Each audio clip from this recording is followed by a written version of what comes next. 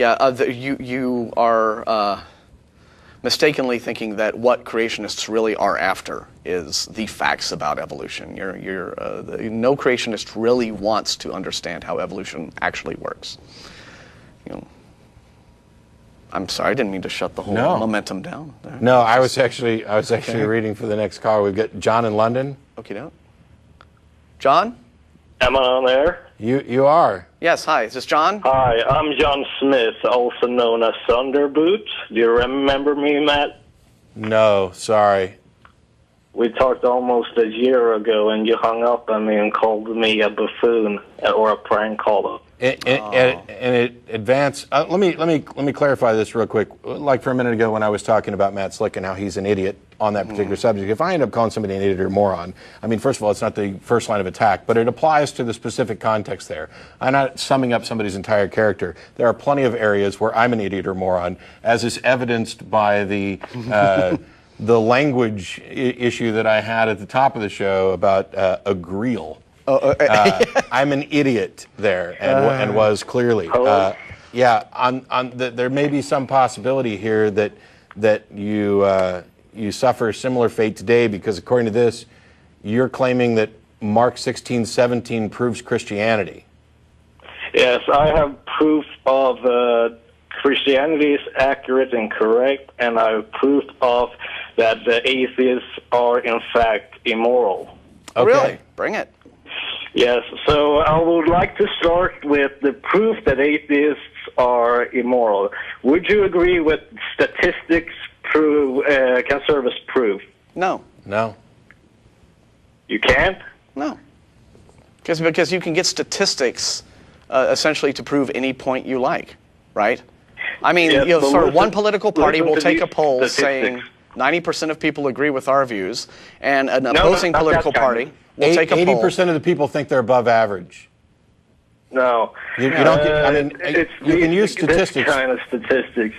In the UK prison population, recent studies have shown that 85% are atheists, approximately 85%. Okay, now hang on. First of all, we'd need to know where you got that study from, what the methodology was, and how that compares to the average, how many atheists are in the population, because it's inverted here with U.S. statistics in that atheists are significantly underrepresented in the prison population of the United States. So that's the thing. I don't know what you're going to... Yeah, I mean, the general U.S. population... The Jews fill around with the proof, so they only show you what they want the proof to be. It's not real. The reality shows that atheists are far more immoral than... what reality are you living in, right? Because, it's... The real world. Well, because, see, in the real world I live in, it wasn't atheists who crashed airplanes into skyscrapers. It's not atheists who have been putting on robes and screwing little boys in the ass. It's not atheists who have been doing that sort of thing. It's not atheists in Central Africa. It's not atheists in the Sudan who have been killing other atheists. It's Muslims and Christians. Just let him go. Catholics, let him go. So you're living in this little selective reality that you have constructed in your mind, but let him go. John, you present a statistic from out of nowhere saying 85% of prisoners in the UK are atheists. Okay, so what? Yeah, and you've also said that Catholics have a distorted view. They are immoral. Why? First of all, you could be put in prison for example, smoking marijuana, which while it's illegal, I don't necessarily think it's immoral. So there's another flaw in your hypothesis. It's very immoral to smoke pot.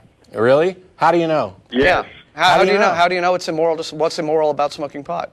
Any more than how is God told you? God told you? Yes. So do you hear an audible voice, or you just get a funny feeling? Yeah. Every time I pray to God, do you get a little tingle down there? His voice, yes, and that's how hear an audible, go about living my life. You actually hear an audible voice in your head.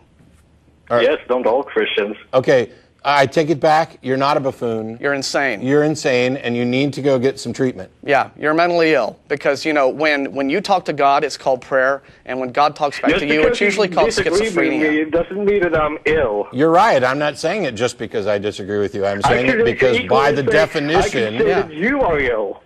Okay. Yeah. Because you deny you reject the existence of God. I think this is a fake call. I think you are just, I don't think you're real. I think you're just calling to make stuff up so you can hear yourself talk in the air. I don't think for a second, because you haven't gotten anywhere near Mark 16. And by the way, how could you? I could get to that point if you let me. Well, I'm not going to let you. I have a much shorter show and a lot of people calling, and there is no way that a verse in the Bible could prove that Christianity is true. If you don't understand that, go Google circular reasoning. Because hang on. It go says go that the Google. blessed will survive deadly poisons. Yes. And I know the blessed ones that survive deadly poisons. Okay, fine. Let me finish. First of all, go Google circular reasoning. Second of all, you should look because Mark 16, 9 through 20 isn't in the oldest and best manuscripts of Mark. It's generally considered to be a forgery. And if you have evidence of people being able to handle snakes without dying and drink poison and whatever else, they can win $1 million prize from the James Randi Educational Foundation for demonstrating supernatural prowess. But in any case, even if they can, it doesn't prove that the cause of their ability to drink those poisons and not die is God or Christianity. Because in that case, you would have a correlation and not a causation. Bye.